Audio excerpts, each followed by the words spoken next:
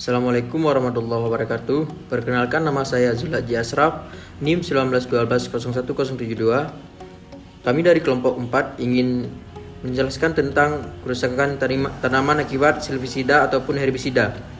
Nah, herbisida merupakan suatu bahan atau senyawa kimia yang digunakan untuk menghambat pertumbuhan atau mematikan tumbuhan gulma. Herbisida ini dapat mempengaruhi satu atau lebih proses-proses seperti pada proses pembelahan sel, perkembangan jaringan, pembentukan klorofil, fotosintesis, respirasi, metabolisme nitrogen, aktivitas enzim, dan sebagainya, yang sangat diperlukan tumbuhan untuk mempertahankan kelangsungan hidupnya. Di sini saya akan membahas tentang faktor abiotik dan herbisida.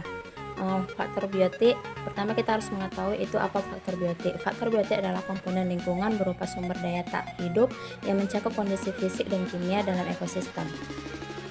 Ada beberapa contoh faktor biotik, yaitu adalah suhu, cahaya, air, kelembapan udara, garam, mineral, dan tanah. Yang pertama itu suhu. Suhu adalah derajat energi panas. Suhu sangat diperlukan oleh makhluk hidup untuk melakukan reaksi kimia dalam tubuh, di mana pada setiap reaksi dibutuhkan enzim yang kinerjanya dipengaruhi oleh suhu. Yang kedua itu cahaya. Cahaya merupakan salah satu energi yang bersumber dari matahari. Tumbuhan membutuhkan panjang gelombang tertentu untuk melakukan fotosintesis. Yang ketiga itu adalah air. Air merupakan komponen kimia yang tersusun atas molekul H2O yang sangat diperlukan oleh tumbuhan. Yang keempat itu adalah kelembapan. Kelembapan merupakan kandungan uap air yang berada di dalam tanah dan udara. Kelembapan diperlukan oleh makhluk hidup untuk menjaga kondisi tubuh agar tidak cepat kering. Yang kelima itu adalah udara. Udara terdiri atas beberapa macam, yaitu nitrogen, oksigen, karbon dioksida, dan lain-lain. Oksigen dibutuhkan makhluk hidup untuk bernafas, sedangkan karbon dioksida dibutuhkan tumbuhan untuk melakukan fotosintesis. Yang keenam itu adalah tanah. Tanah merupakan hasil pelapukan batuan yang disebabkan oleh faktor iklim maupun biologis. Pada tanah terkandung sejumlah garam mineral yang sangat dibutuhkan oleh makhluk hidup untuk bertahan hidup. Yang ketujuh itu adalah garam mineral. Beberapa contoh garam mineral yang terdapat di alam adalah fosfat, sulfur, kalsium, dan natrium. Yang kedua itu adalah herbisida atau silvisida. Yang pertama kita harus mengetahui apa itu herbisida. Herbisida adalah bahan kimia yang dapat menghambat pertumbuhan atau mematikan tumbuhan. Herbisida mempengaruhi proses pembelahan sel, perkembangan jaringan, pembentukan klorofil, respirasi, fotosintesis, metabolisme, nitrogen, aktivitas, enzim, dan sebagainya. Herbisida sangat diperlukan tumbuhan untuk mempertahankan kelangsungan hidupnya. Herbisida berasal dari senyawa kimia organik maupun anorganik yang berasal dari metabolit hasil ekstraksi dari suatu organisme. Herbisida bersifat racun terhadap gulma atau tumbuhan pengganggu, juga terhadap tanaman. Herbisida yang diaplikasikan dengan dosis tinggi akan mematikan seluruh bagian tumbuhan. Namun pada dosis yang lebih rendah, herbisida akan membunuh tumbuhan tertentu dan tidak merusak tumbuhan yang lainnya. Ada beberapa jenis herbisida menurut berdasarkan perbedaan derajat respon tumbuhan. Terbagi menjadi dua, yaitu herbisida selektif dan herbisida non-selektif.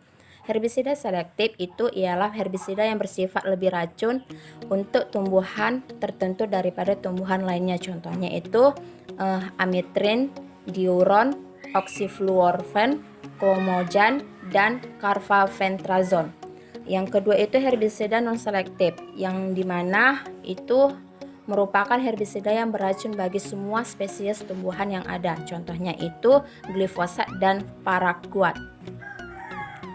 Yang kedua itu jenis-jenis herbisida berdasarkan media atau jalur aplikasinya. Terbagi menjadi dua juga, seperti foliar application dan soil application. Herbisida yang pada foliar application, herbisida yang diaplikasikan melalui daun atau tajuk gulma. Contohnya itu seperti glifosat, paraquat, glufosinat, dan proponate. Yang kedua itu soil application.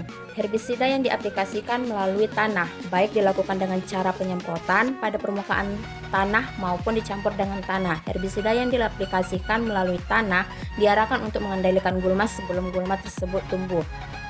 Contohnya itu dioron, bromacil, oxidiazon, oxyfluorphan, amitrin, butaklor, dan metil metsulfuron. Yang ketiga itu jenis herbisida berdasarkan tipe translokasi herbisida pada tumbuhan terbagi menjadi dua juga, seperti herbisida kontak dan herbisida sistematik. Herbisida kontak mengendalikan gulma dengan cara mematikan bagian gulma yang terkena langsung dengan herbisida. Sifat herbisida ini tidak ditranslokasikan atau tidak dialirkan dalam gulma.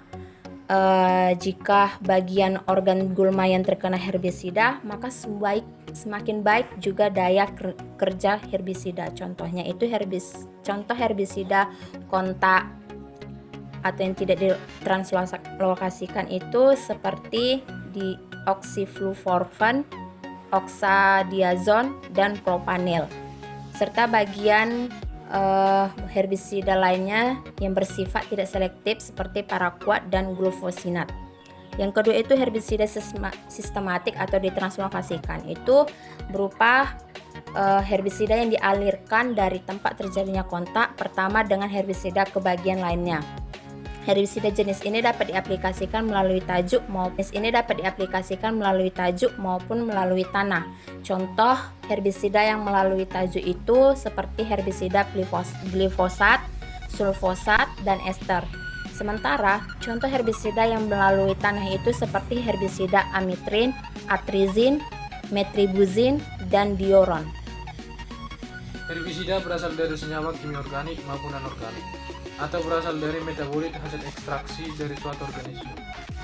Berikut merupakan kerusakan yang terjadi akibat herbisida, yaitu yang pertama, kesuburan tanah berkurang.